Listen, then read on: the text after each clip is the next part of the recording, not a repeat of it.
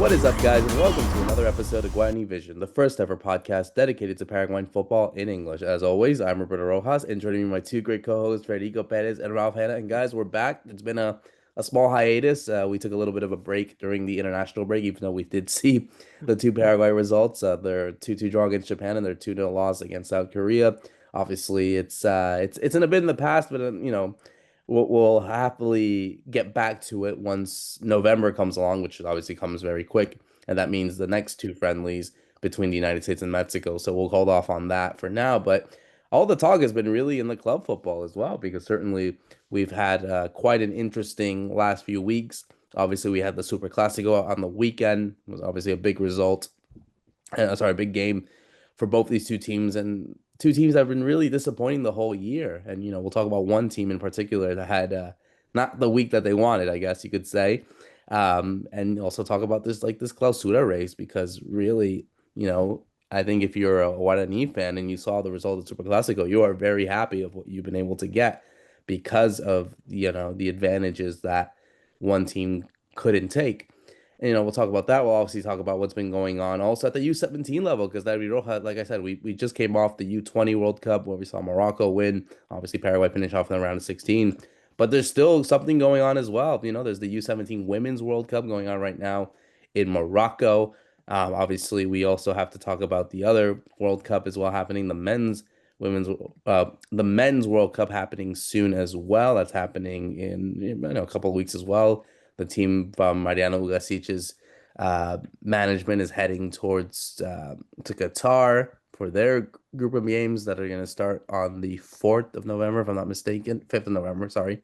But yeah, a lot been going on. I mean, Fede, I guess I'll go to you. I mean, I'll start off with you and really kind of, I guess, ask you, what's the mood been in Paraguay so far? It's, be it if you're a Cerro fan, an Olimpia fan, a Guarani fan, or just anything. It feels like everyone that is a fan of those teams, you have a different mood coming into this weekend, I guess. Hi, Roberto. Hi, Ralph. Hi, everyone listening to Guarani Vision. Great to be back for another episode, guys, after a couple of weeks of being out. And yeah, we definitely got a lot to talk about.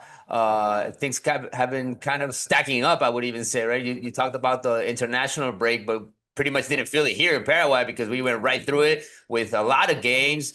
I know some of you took that international break very seriously, especially Roberto. Hopefully you had a good time on your trip, buddy. As for the Super Classico, another draw, guys. I mean, I'm just getting used to these kind of situations, Classico by Classico every year. And the last one was also a draw. I think Olimpia was pretty much the one that celebrated again in Cerro Porteño's ground, just because of the way that it played out, right? I mean, Cerro was the one that really needed the 3 points to keep on fighting against Guarani. They're the team that have been the team of the semester. They just keep on doing it game by game. They did it again this week in Copa Paraguay as they move forward into the final stages of this tournament. We definitely got to talk about that. I'm obviously happy to see what's going on with our players abroad. Happy to see Julian Ciso playing finally for Strasbourg, getting some game time in these last couple of matches. Saw the game against PSG. Was really happy about his level and the way he performed. Definitely got to go back and talk about everything that's been going on with Conmebol Sudamericana, because we're gonna have the final here in just a couple of weeks happening, and I'm looking at these latter stages, and I'm seeing some of these teams with a couple of Paraguayans standing out. I think I mentioned Canale before from Lanús, but we also have in Atlético Mineiro, Junior Alonso being the captain of the Brazilian team. I saw Luis Sarte getting some minutes also in Independiente del Valle. So hopefully one of these guys can make it right to that last game and have some playing time in what will happen here in Paraguay. But if I got to pick a topic out of this whole week besides the Super Classico, guys, it's definitely the women's football. I mean, not just the under 17s, but also the senior team is about to play, right? They're about to begin the Conmebol Nationals League against Argentina, and then they're going to play against Venezuela here at home. So it's definitely going to be very interesting to see this new format going forward from October to June. I was just looking at the calendar. We're going to have about 9 games from now until then. So it's going to be definitely a new ride and a new experience for the girls trying to make it to that first World Cup. And watch out for the World Cup, guys. I mean, I've been hearing records. I've been hearing impressive numbers this week out of what we've been seeing from this under 17. I think they're really the team that we should be talking about in this episode specifically, right? Yeah, absolutely. And Ralph, they actually kick it off today. They take on Argentina. The main team play, the main women's team play today at the Estadio Diego Armando Maradona, which is the stadium of Argentinos Juniors. So they get it right off the schedule. But yeah, it's been an interesting, I guess, week in women's. Well, I guess we'll start with that because I feel like that's still something that we can talk from a positive point before going into sort of the big debate you would say in the men's football. But yeah, Paraguay have been dealing with a lot in the last couple of days in the women's football, but it's been the last good couple of weeks, I would say. Yeah, that's right. Hi, everybody. Good to be back after a little break. And you're right. I mean, for the under 17s specifically, they've had a great start to the World Cup. Remembering that Paraguay women's under 17s, they'd been in 3 tournaments before and never won a game. In fact, they'd lost 8, drawn just 1. So they'd always struggled at this level. And what we've talked about a lot on this show is we've talked about Claudia Martinez specifically and her talent, but also just how over time Paraguay's been developing women's football, bringing in the CARFEM, bringing in the Brazilian coaches, spending more money than they ever had before. And we're starting to see some of that knock-on effect with what's happening in Morocco.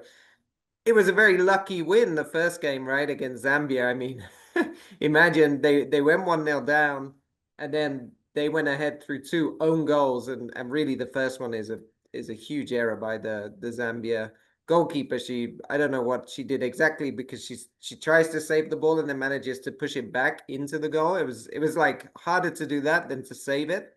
The second one's more forced by great delivery. I think it's Cabrera that she took the cross, and then Zambia have a penalty right in the very last minute, and they hit the post. So Paraguay got that first ever win at a World Cup, almost kind of luckily, fortuitously. But then the game this week against New Zealand, the 4-1 win was fantastic. I mean, really, Paraguay went in at the break 1-0 down, like they gone a goal behind against Zambia, a similar start to the game, but they were playing much better. They were the one that was attacking. They were taking the game to New Zealand. New Zealand just had one chance, really well taken goal on the turn. But it was all Paraguay, and you were just thinking, this is strange. Like, why does Claudia keep missing? You're used to seeing her score, and she was shooting like high, wide. And then in the second half, it clicked, and there's the 18-minute hat trick for Claudia Martinez. I mean, she was a top scorer at the Copa America senior, so she was always expected to score goals at under 17 level, where really she's hardly playing anymore. She's playing senior football now. She plays with Olympia, the main team. So she was expected to do a lot of this tournament, and that kind of 18-minute hat trick just reminded us of all the talent. Paraguay had one on at the end, but really good result because, I mean, one, it's their second ever win at the World Cup, with the first after Zambia, but it's very, I would say it was kind of like a statement win to say, actually, we can do something here. Must have given the girls lots of confidence. And now the nice thing is they go into this last game already qualified. They're playing Japan. They're fighting for first place with Japan, but they are already qualified. So I think we have a bit of that pressure. Maybe rotate some players. Think about injuries. Think about yellow cards, because Claudia did get booked in that game against New Zealand, so she's on a yellow card. It would be unwise maybe to risk her too much because we don't want her banned for the next game. We don't want like an Enzo Gonzalez situation like we had in the under-20s, right? So they go into that game, bit of pressure off, and then we'll see what the next round brings. And of course, they'd never won a game before, so of course they'd never qualified for the knockout stage before. So that's a great theme that we're having with these teams that have made the World Cup. The under-20s got to the knockout stage, under-17s women's did. And you mentioned Mariana Uglisic's under boys under-17s. They're actually in Doha already. They're in Qatar. They're ready for that challenge. And so they'll be the next ones to try and get to those knockout rounds. Top goal scorer of the U17 Women's Championship in South America, top goal scorer of the Copa America Femenina. Surely she's in the contention now for top goal scorer at this U17 World Cup. I mean, the sky's the limit for Claudia Martinez, Fede, but I guess now the big question is not obviously how many goals she's going to score, but at what point, where, what women's club is going to go and sign her. That's what we're all waiting for, Roberto. I think, the big announcement at the end of this year, at the beginning of next year. I don't know when it's going to actually happen, when it's going to get confirmed. Maybe it will happen after these kind of tournaments because obviously, from the mental side of it, if you're the coach, if you're with this player, you want her mind to be only on football, right? You want her only to be thinking about these kind of tournaments and to chip in every game. You don't want her to be distracted with these kind of things that are going on around her, with all these conversations, negotiations, even I would say with Olympia and some teams from Europe. I haven't heard many that have come to the country and talked to her directly, but I have been hearing rumors that there are a couple of teams that have been moving forward in negotiations. Hopefully, we have a confirmation before the end of the year. I think she clearly deserves it, and she needs to go to I would even say one of the top 3 teams in the world. She's been really, the way that she's been playing, she deserves it, and at least to have the experience. I don't know if she's gonna go there and play like in a Real Madrid and a Lyon in France. I don't know if she's gonna get an opportunity to play in a big team like that, but hopefully she can go someplace where she can stand out and evolve as a player. I think she just needs to take it to the next step because everything just looks not enough for her as of right now. You put her in under 17s and she scores 3 goals. You put her in the senior team, she still makes a difference. So she definitely needs to take it up to the next level, and hopefully they're making that happen. And I hope that soon we have news and we can celebrate with her. Probably a huge achievement, not just for Claudia, but for women's football in Paraguay. I think this is going to open up more and more doors for other players. $100 million, right, Ralph? This is the big question because, yeah, I think people have put this $1 million price tag on Claudia Martinez within Paraguay, and this is this is the question of maybe why nothing has been announced yet. Well, I think there's 2 reasons. I think one, she's under no pressure. Like, she can't move until she's 18, which is January. So she's under no pressure to really announce anything right now. But also, I think the Olympia, the agents, they're kind of waiting for that really big money offer because they think, like we've just been talking, right? The sky's the limit, the potential's there. In my personal opinion, I don't think her value can go up in this tournament because it's under 17s football. I mean, we already saw at the Copa America, that was the real moment where it's like, whoa, you're doing this at the senior level. So I don't know if there's anything. I mean, maybe if Paraguay won the tournament, but I don't know if there's anything she can do here that won't tell us what we already know. So I don't know if the value could even change. And so now the problem is also with women's football that the pyramid in terms of the teams at the top with that kind of money is very small. It's not the same as men's football in that respect. So really there's only probably only a handful of clubs in the world that could pay $1 million for an 18-year-old as well. So her options, in a way, her options are limited because of 2 things. One, because she's so good, but also because they have this price tag, and I think they're holding out. I mean, from what I understand, they really are under no kind of pressure to try and sell now, knowing that she can't move until January anyway. So I guess we'll see what happens. But like you guys were saying, sky's the limit. She'll be in Europe. She'll be in the US. There can't be any doubt about that. I can't see her going to Brazil, for example, which would be where most Paraguay, talented Paraguayan players have gone to Brazil. She's past South America already. I think she's ready for the big stage. Absolutely, and that would be the first time that a Paraguayan would ever do that in the women's game. So clearly, if we have a special talent like this, then it's for those special sort of situations. So we'll have to wait and see. We have to obviously wait and see what Paraguay do, how well they can do in this tournament, how far they can go, because they obviously have been doing so well. But who's to say that they can't go very far in this tournament? It's going to be interesting to see what's going on over there in Morocco as we switch gears now to the men's game, because we are also coming off another big game that happened on the weekend. It was the Superclasico, Cerro Porteño taking on Olympia. This was a game that was a must-win for Cerro Porteño because of the fact that they're still trying to obviously compete for the local title. Olympia really not going out for anything but pride in this sense, and they were doing so well actually with the pride.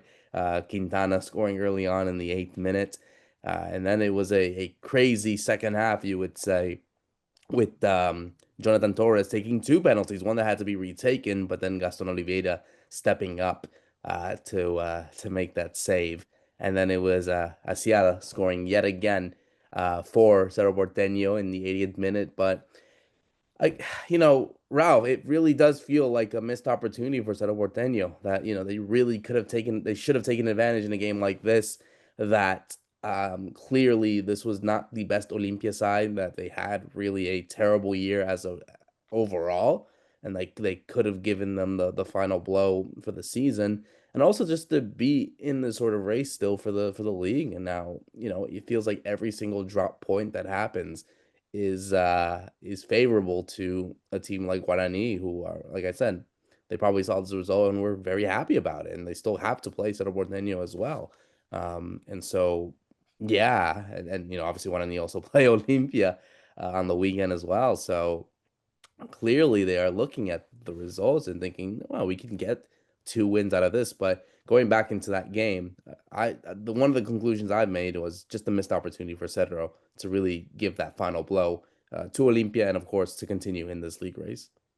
Yeah, that's right. I mean, missed opportunities, and probably there was a difference in the two coaches in terms of, I think, the tactical awareness. Of course, Olympia has Almeida, who's done this, lived this so many times, and he set up just a very direct physical team to go to La Nueva Olla with, full of Cerro fans, and they quickly silenced them with the goal. And the goal it was a Quintana on Quintana, right? Because it's Lucas Quintana doesn't really pick up his marker, which is Hugo Quintana, who gets the goal. But that was one of those really like direct plays, and then we just saw that again and again. So Cerro were dominating possession. For some reason, Bava had set them up pretty much with a back five, because Quintana was playing as part of a three with Perez and Velasquez, and then you had Fabricio Dominguez on the right and Blas Riveros on the left. And I think what he really wanted was to use them as wingbacks because of the potential they have, especially Blas Riveros, who has that attacking ability, but it actually made them, for me, too defensive in a way. They were too static. And once the red card happens, I mean, it was just talking about how Almeida set Olimpia up. It was very direct, very physical. I mean, even before the sending off, which comes in the 30th minute or something for Paredes. Even before that, I think they'd had a couple of bookings. They were going in very strong, right? They were playing it like a typical Clásico. But when that happens, the red card, the first substitution Bava makes is he takes off Lucas Quintana and he brings on Luis Amarilla, so a central defender for striker. And I think he realized he didn't need to play. The way he set up wasn't necessary against this Olympia team that didn't really want the ball. And I think he also has the problem that he's trying to play Jonathan Torres up front on his own, and with two wide players like Iturbe and Dominguez, but he can't play that. He needs someone with him. So he kind of figures this out, but then you're already 1-0 down and approaching half time. And then, yeah, in the second half, you would assume Cerro were going to come back into it with the 11 men against 10. And obviously, they dominate possession. I'm just checking. That's 73% possession. I mean, they had the ball all the time. But it isn't until you get the penalty that they actually have a chance to equalize, or, a good chance. Cerro have had so many problems with penalties, right? Cecilio Dominguez was missing them. Pachi hasn't been playing much, although he plays this game, and he's not been great from penalties. And so is Jonathan Torres, who's taken up the role, and he misses. He gets another chance because of encouragement. He misses again, so he misses twice, and it looks like Cerro have blown their chance. Luckily, in Clásicos at the moment, luckily for Cerro, it's been Ali Seda, who's been the guy, right, to make the difference. And when he came on, he looked good, and he gets the goal by getting on the end of the cross to make the equalizer and at least rescue a point. But like you were saying, Roberto, it felt like an opportunity missed. I think from the very start, the way they set up, and then not taking advantage of all that possession, of being against 10 men for so long. They really could have done a turnaround like they did in the first Clasico when they're 2-0 down, came back to win 3-2. They should have been able to come back from 1-0 down to win. They haven't, and now, yeah, they've left it open with that 3-point gap with Guarani. Yeah, it was a nice Clasico, I would say, going back and forth. That first half was totally wide open. I would even say just because of what Ralph was talking about, the strategy, right, from Olympia's side of it. They weren't coming in well into the Superclasico, so the coach really had to have a plan to play against one of the teams that has the possession.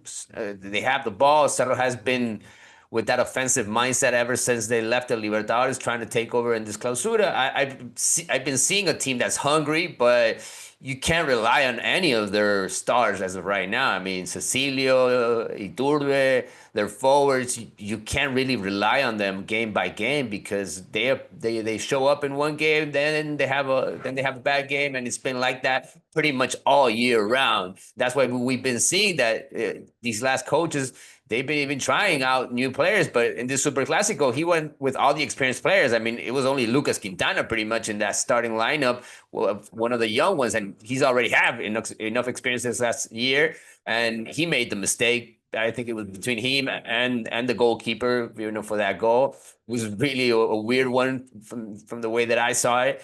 But Olympia, with that back line of 5 defenders, I thought that they were really having a good game, trying to hit them on the counter attack. And then you had Abel Paredes getting sent off early in the game. Ronnie Reyes also playing in midfield. I thought, those were kind of a couple of movements that Almeida made just to have Cerro Porteño on a bad game and to put the pressure on them, just to make them feel, what the local fans were trying to get out of their team, because they really went all out before the game. They really put the atmosphere in that stadium, but it wasn't enough. Just like it hasn't been all year round for Cerro Porteño in big matches. They did not show up again like I thought they should. And I wanted to see a championship team against a very weak Olimpia that's kind of running off at the end of the year, even though they still got a couple of important games going forward, like playing Libertad and playing Guarani. They're going to decide pretty much the title in these games. But as of right now, I see Guarani a lot better than Cerro Porteño. The thing is, they still got to face each other, and the gap between one team and the next is very short. So Cerro definitely is still in it. I think the bar has been really low, to be honest with you guys, in this Clausura. The level from the teams, they've been wearing out this year. And since we don't have teams in Libertadores and Sudamericana, I think a lot of them have been kind of relaxing. And it is pretty much between Cerro Porteño and Guarani. And Guarani has been a team that's been just building and building. And you're seeing a lot of players in Cerro Porteño in this roster that they look like they went out. And Pachi Carrizo is one of them. I think there are a lot of players in this locker room that have been there for several years. And, the fans have been kind of stacking up situations.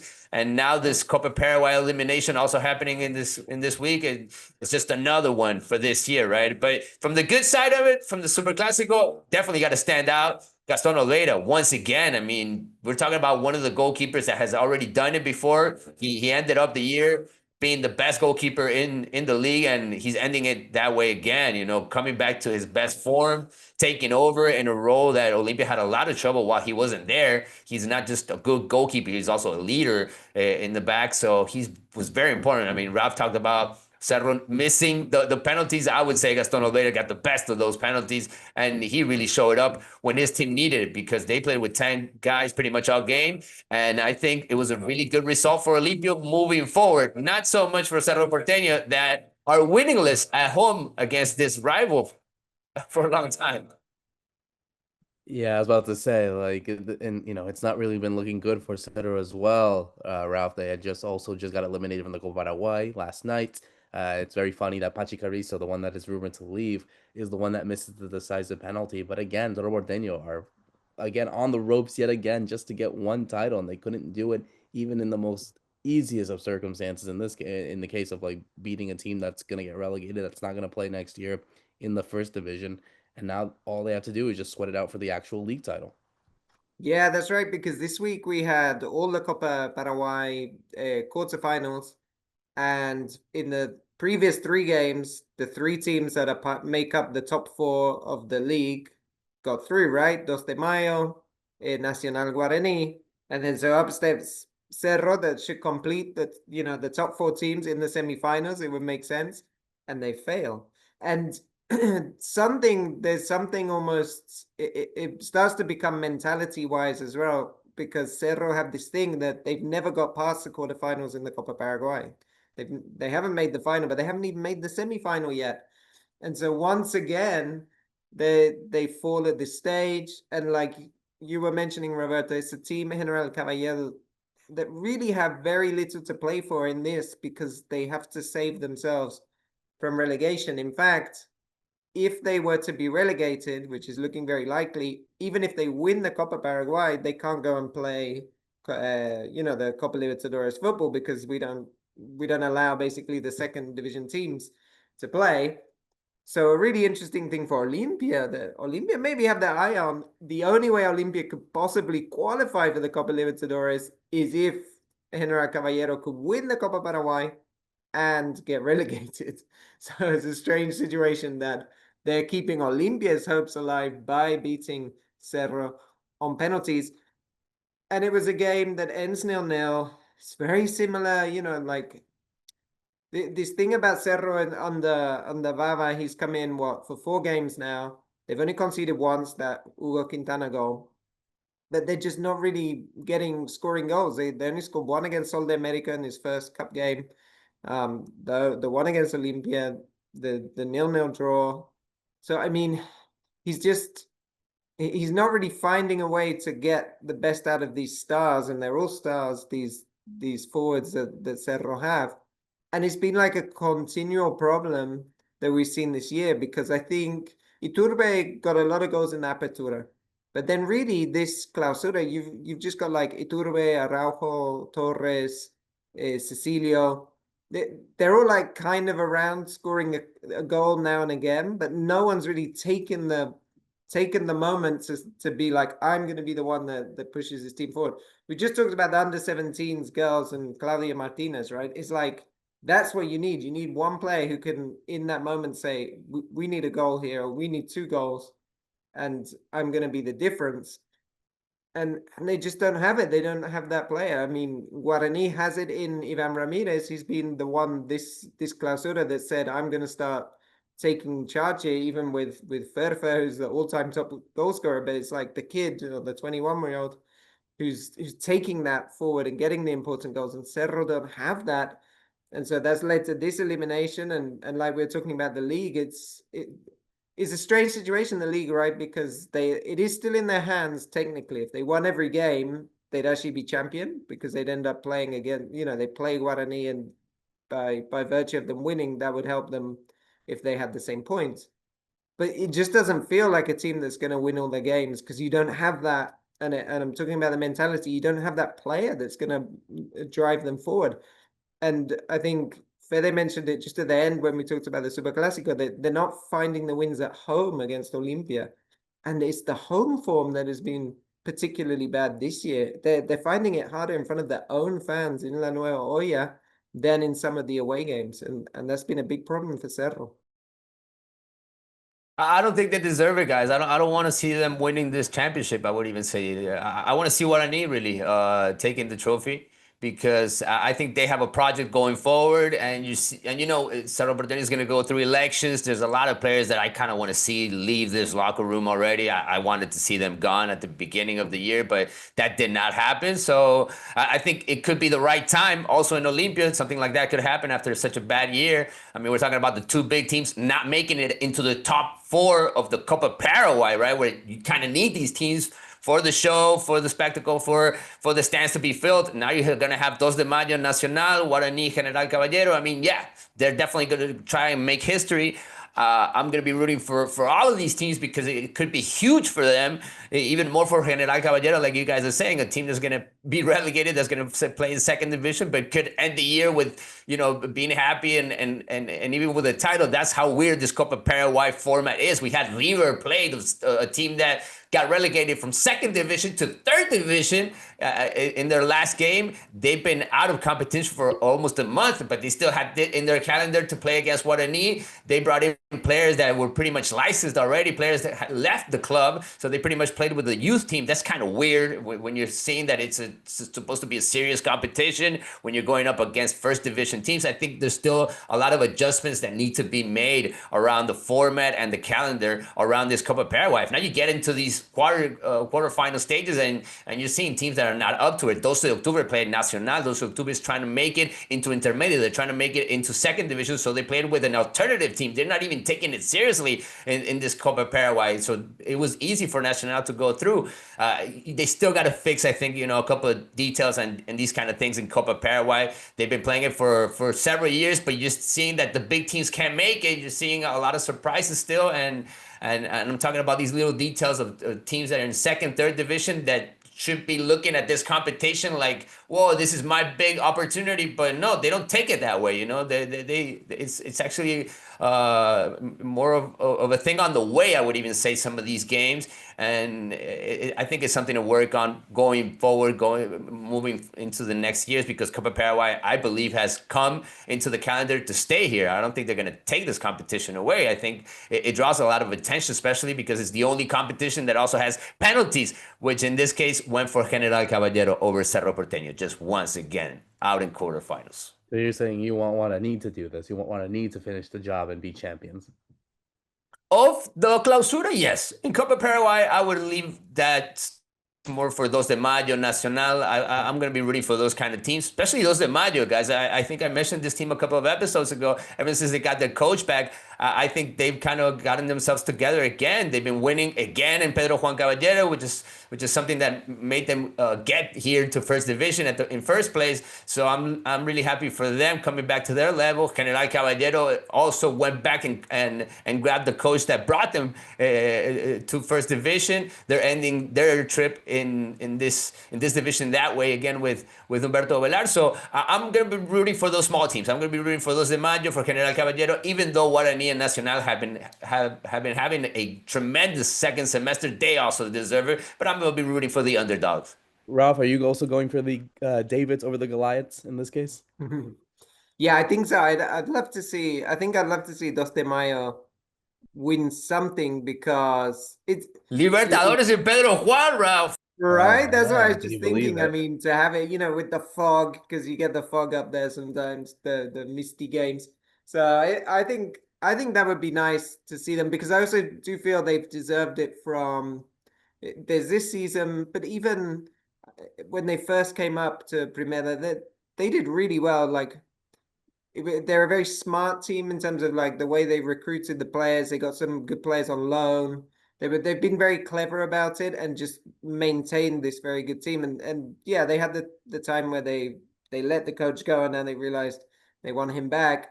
But I think that kind of stability as well has been very good for them. I'd like to see Dos de Mayo do it. I think it'd be cool. It would be really nice to see one of those surprises. And like you said, Libertadores and Pedro Juan Caballero, that would be very, very special to see. And yeah, certainly it's been a hectic week, and I'm sure we're going to get more hectic drama heading into next week as we close out another great episode of Guarani Vision. For myself, Roberto Rojas, Fede Perez, and Ralph Hannah, thank you so much for listening in. See you soon.